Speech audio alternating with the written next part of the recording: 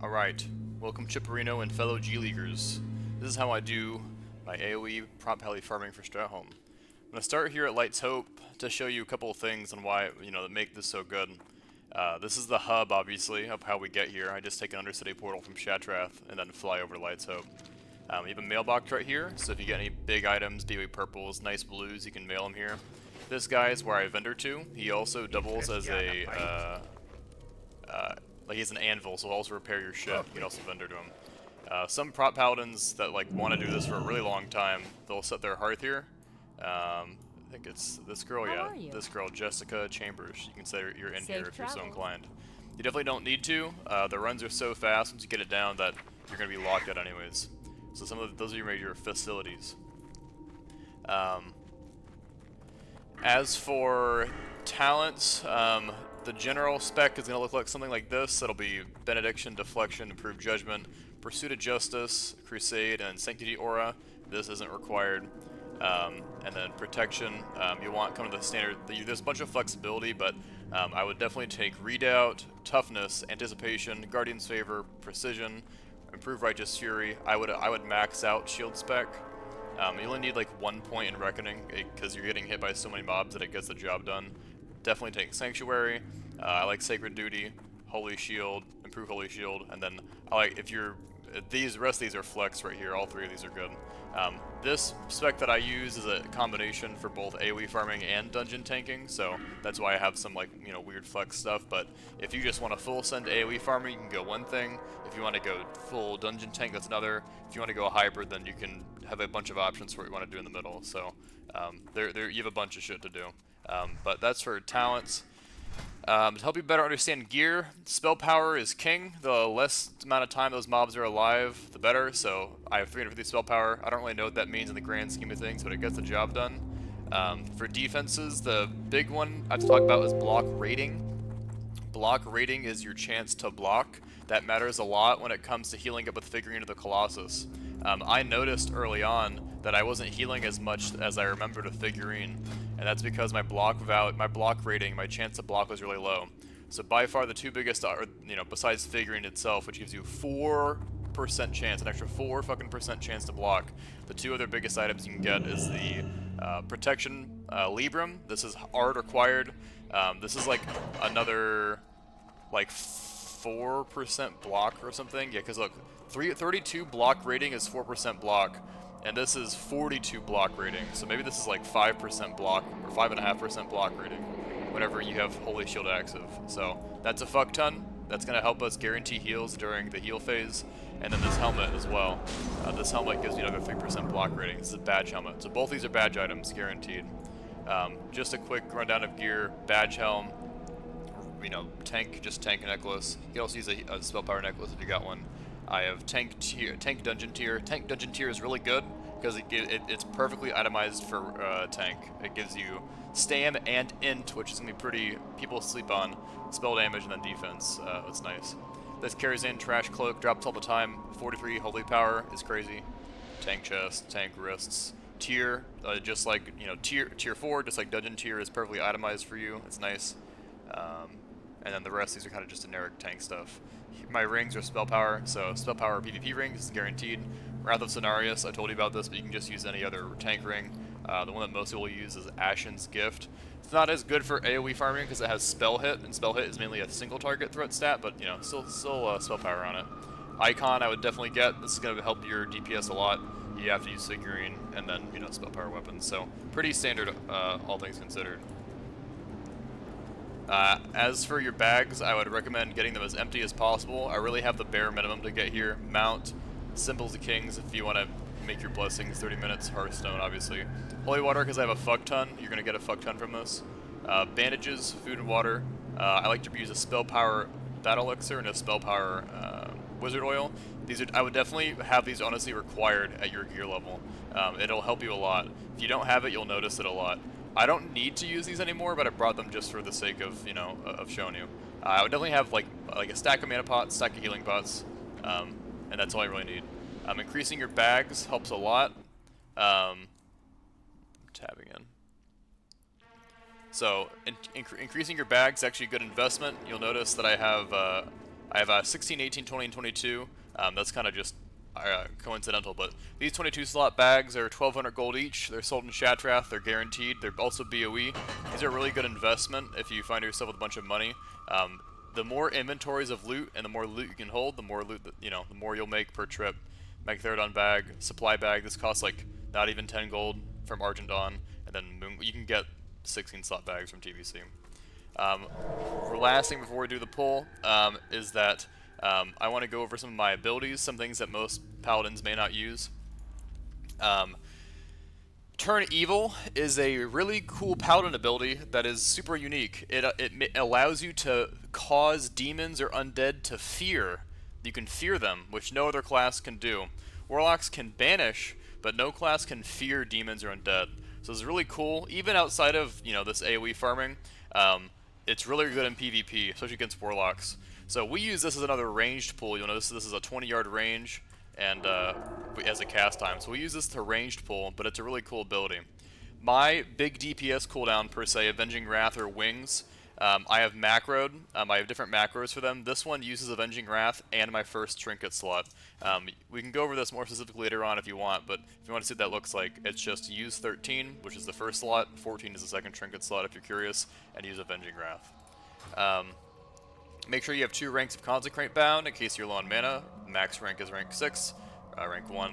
I like to use Hodge a lot, use like AOE silence a lot. Freedom and Bop should be bound. I also like to have a macro to remove my bubble, remove Bop, and remove Divine Shield. I think that's most things. I like to ride Seal of Light. You'll see my active seal on the bottom left here. I'm going to go ahead and do the first pull. I stand max range from this first pack, and I Turn Evil it. You can see me casting Turn Evil. It's my top right here. This is the Fear. That's going to start the pull.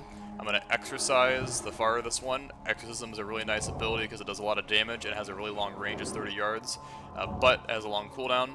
If you get slowed from the snowball, just cleanse yourself. Here's one of the rare spawns, Hearthsinger. I'm going to get close to him and judge him. I'm going to find one of the Guardians that have mana, and I'm going to use mana tap on that. I'm going to rank 1 Consecrate right there. I'm going to grab this last pack. That's everything I have to grab. I'm then going to switch to Seal of Wisdom once I have the mobs on me. I just pop my icon trinket, and I like to hodge the big A-bombs. You're always missing target A-bombs, they have the most health.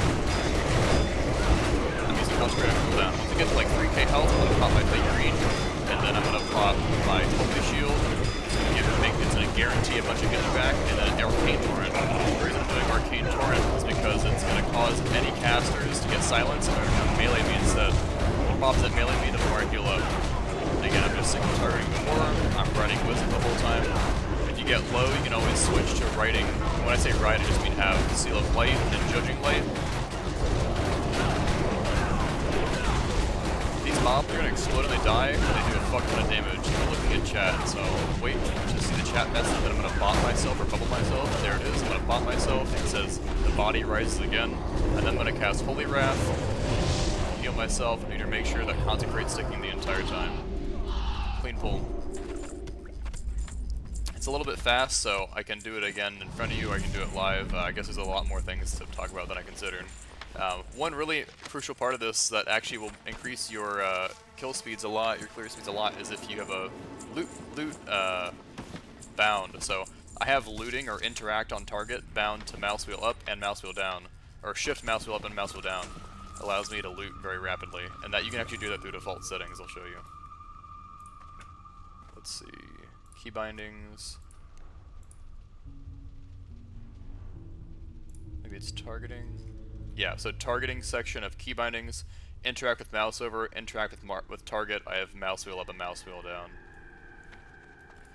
Supply crates, I look around as I'm clearing it because the ones with sparkles in TBC mean that they're safe.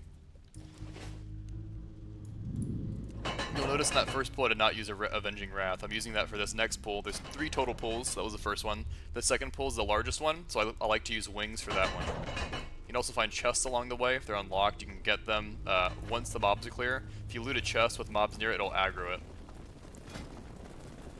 To start this next pull, I'm going to come up here.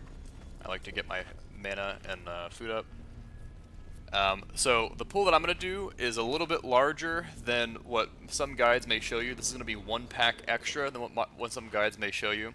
That's because I'm at the point where I can reach the lockout so fast that it's now, like, you know, I can either AFK or I can make my trips longer. So I just exercise that farthest pack to start this. I'm going to go up to this next pack and I'm going to turn evil. And then again, I'm riding light, and I'm gonna holy shield while I cross. I want to take as little damage as I can while I'm moving. I'm gonna hug this wall. This is the extra pack back here you can pull. And if you don't want to pull this extra one, then just start with this one that I'm looking at. But I'm gonna pull this farthest one, take a little bit more damage because there's more travel time. I'm gonna judge light, ride seal of light, and then cast holy shield while I'm waiting. If I get slowed, I'm gonna freedom myself, but I didn't. You're bringing them right here. This is where the kill spot is. These patchwork cores are going to knock you back. That's why I like to dodge them. And once ever all the mobs go for me, then I will pop away just like I do now. If you have a little water, you can pop it as well. The biggest thing I'm looking for is that knockup. When I get knocked up, I want to make sure that I leave that spot because you'll get knocked up onto this ledge right here, and it will cause all the mobs to evade and bug out. Once it gets around 3k health, I pop my figurine. Concentrate the whole time to AOE silence, so mobs hit me more, so that I get more healing procs, pop holy shield. Holy shield gets like consumed immediately, but remember that's 8 charges, and every single charge will give you guaranteed figurine with Colossus heal. I'm just gonna keep spamming consecrate through it. My consecrate should kill these broken bodies as they revive, as long as I'm instant with it. If I'm instantly spamming consecrate, they should die before they do their big AOE damage to me. Each of these broken cadavers, every time you see this message in chat, that does 1,000 damage to you. You can't mitigate it, just guaranteed 1,000 damage. So you either have to bubble yourself, run away, or kill them in time. So in that case, we just stayed in and killed them, which worked because I was spamming Consecrate the whole time. Consecrate is the #1 prio, hard prio, make sure it's always ticking. After that, I like to make sure that I'm refreshing my seal, because you're going to get a fuck ton of health or mana back, depending on which shield you're using. And then I like to use Holy Shield, mainly during figuring in the Colossus. You mentioned earlier that you don't have to use Holy Shield whenever you're just normally DPSing, and that's absolutely right. I have enough, my mana is good enough that I can, but if you're just starting and you're worried about it, then by all means, you can ignore it.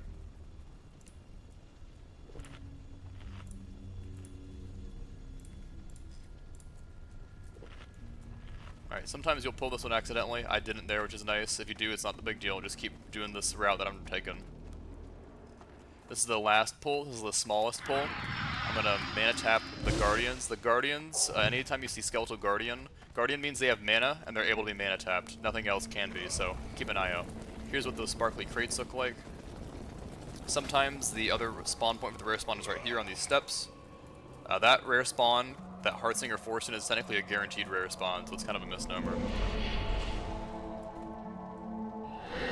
I like to go a little bit farther just to see if there's anything I'm missing. I'm not missing anything, so I'm going to exercise this pool, and here's my final spawn. Remember, my main guard target is the Horror, the big A-bomb. I'm going to judge whatever I want on him, right, Skill Wisdom, and give my Consecrate. You'll notice that because I'm fast, my Avenging Wrath is actually still on cooldown, so I'm just going to pop my trinket instead, so it's completely okay. It means I can use Bubble instead if I do something else. Because this last pack is smaller, I usually will pop my figurine a bit earlier. So remember, like 4k is fine. Again, these are my health values. It may be different for you. You'll wipe a couple times doing this, and that's completely okay. Run back is not too bad. And you'll notice, again, once I have my figurine popped, I'm going to use Holy Shield pretty often too. And I'm going to use my AOE Silence, because that means it'll guarantee some heals. My wing just came back up a little bit late, but it's okay. That'll be a backup by the next time I do the next run. And I'm just aiming Consecrate. If you want to get really fast, one of the biggest efficiencies you can do is loot while you're killing mobs like this. That's one of the biggest things you can do to increase your, or lower your kill times. And that's it. That's the entirety of the traditional Stratholme of Undead. There is live strategies, but it's a lot more annoying, a lot higher chance of dying, and I don't think orbs are as lucrative right now. So personally, to me, improving on Strat Undead and just getting it super clean is going to give you the most gold per hour. You see here is a crate that's sparkling. That means it's safe. I open it. That's how you get a fuck ton of scrolls, a little bit of extra gold, and a ton of holy water. You'll be drowning in holy water, so use it like candy. You notice I got some scrolls of strength. Anytime I get anything that I want to put on the auction house, I like to keep it separate and put it on the bottom right. If you're wondering, is it worth it for me to post these greens in the auction house? It depends. I don't think so. I vendor literally everything. I vendor literally like every green. If I get a BOE blue or purple, then I'll keep it, put it on the bottom right, and sell it in the auction house. And then the only other thing is scrolls. I just pop my scrolls as I get them. They're not worth selling. The only ones worth selling are the strength and agility ones. The rest of them I just like to pop for my own little buff. I run out and then reset. I'm gonna do, so that's the entire thing. You can end the video here if you want. Just for posterity's sake, I'm gonna do one more run in case you want to watch it again, and in case I remember anything else different this time. People almost always do 2 runs. They'll do 2 runs per inventory, so I'll show you what the run back looks like as well, just so you see the entire picture of the loot. I'm gonna make sure I'm full everything before the pull.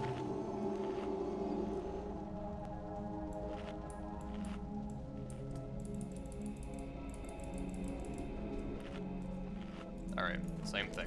I'm gonna pull this first pack with Turn Evil, the far one with Exorcism. I'm gonna ride Light.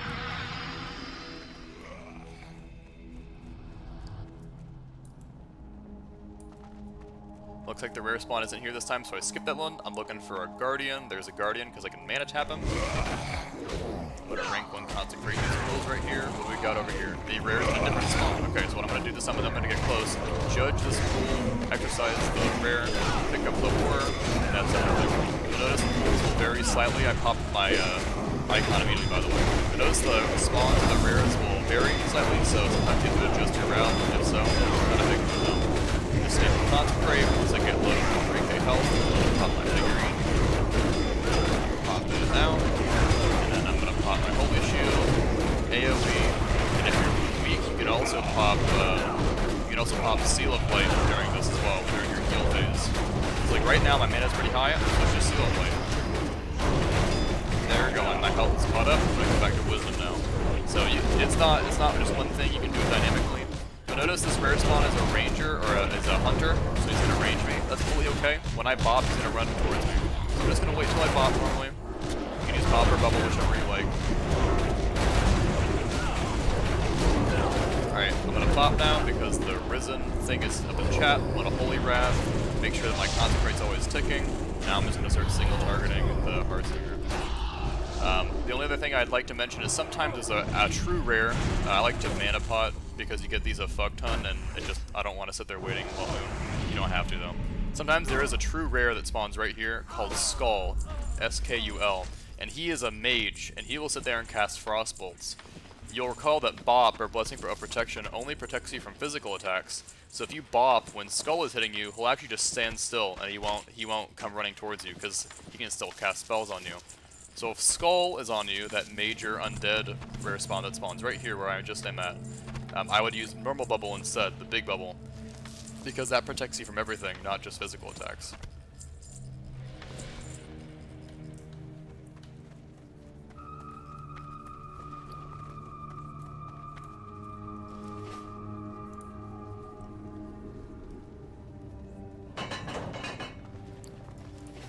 Oh yeah, make sure that you're using Blessing of Sanctuary the entire time. By far the best buff to use, or blessing to use while tanking, even dungeons.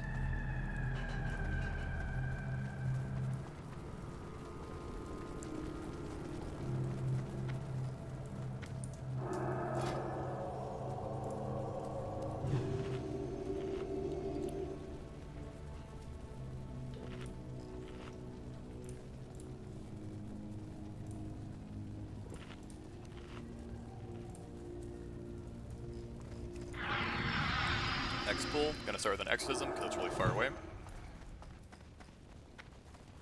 I used to mana tap these packs, but for a different reason, which we may or may not see, I actually turn evil these now. If the turn evil is a bit sussy though, you can use the mana tap instead. Here's why you save mana tap. So sometimes Skull spawns here. So I'm gonna mana tap Skull, and then Exorcism the Berserker, and that's the other rare spawn. If I didn't have mana tap available, I wouldn't have been able to pull Skull safely. I would have had to run up to him, which would almost certainly kill you with your turn here. So again, I'm riding light, the shield, take as little damage as I can, like a kill spot. I'm gonna have the Patcher be my single target, get wisdom up on them, I'm gonna dodge him. I'm now gonna pop my weak into my concentrate. And I'm gonna go in maybe a little water. And I'm also displaying myself the entire time, watch your debuffs. My health's getting a bit low, I'm gonna pop my figurine down.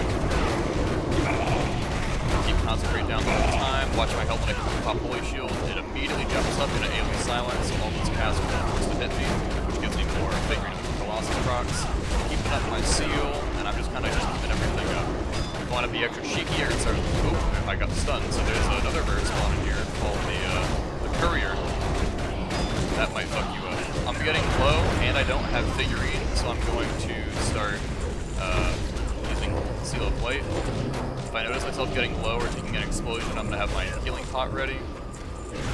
You see these broken cadavers? We're good. There's the Courier. This guy is a bit cheeky. He's very rare. I very rarely see him. I've only seen him like 3 times in the hundreds and hundreds of runs that I've done. He can stun you though. And that stun can be particularly nasty. That can kill you. There you go, like that. If that stuns you while you're weak and tanking the 100 mobs, it will kill you. Because when you're stunned, you have 0 avoidance. That means that you cannot dodge, you cannot block, you cannot parry, mobs cannot miss on you. They have 100% guaranteed accuracy when you're stunned, so just be careful of that. Looks like I've gotten some blues here. I got some BOE blue male shoulders.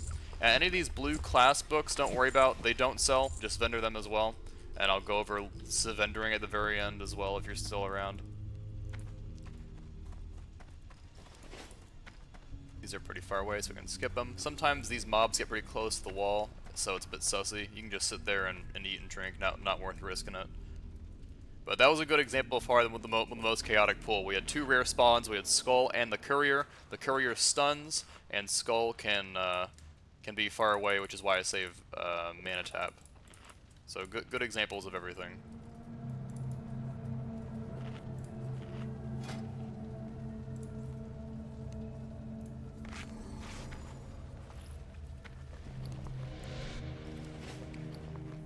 Alright, final pull before I'm going to go vendor.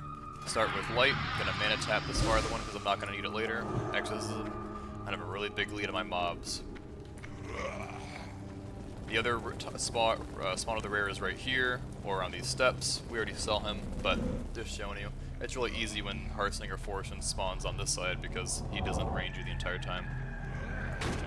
When you walk through here, that's where the Forsaken, whatever the thing is called, spawns. Here's the Horror, I didn't go a little bit far, I don't see any more mobs.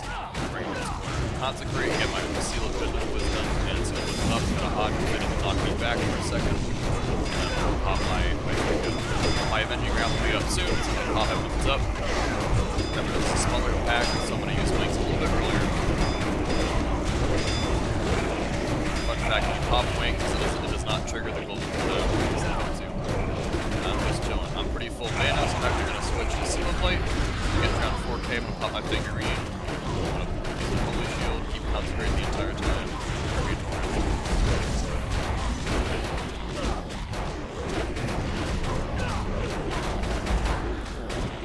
Whenever Reckoning procs, this little icon, this pink sword icon, that means that you're swinging, you're getting a bunch of extra swings. That means you're going to get a lot more Seal procs. So Seal of Light is going to proc double as much. Seal of Light is going to proc double as much.